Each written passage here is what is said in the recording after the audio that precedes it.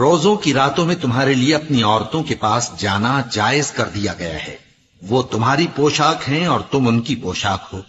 اللہ کو معلوم ہے کہ تم ان کے پاس جانے سے اپنے حق میں خیانت کرتے تھے، سو اس نے تم پر مہربانی کی اور تمہاری حرکات سے درگزر فرمائی. تو اب تم کو اختیار ہے کہ ان سے مباشرت کرو. اور اللہ نے جو چیز تمہارے لیے لکھ رکھی ہے یعنی اولاد، اس کو اللہ سے طلب کرو اور کھاؤ اور پیو یہاں تک کہ صبح کی سفید دھاری رات کی سیاہ دھاری سے الگ نظر آنے لگے.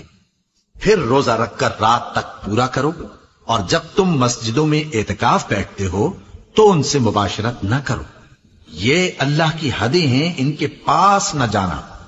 اسی طرح اللہ اپنی آیتیں لوگوں کے سمجھانے کے لیے کھول کھول کر بیان فرماتا ہے تاکہ وہ پرہیزگار بنے.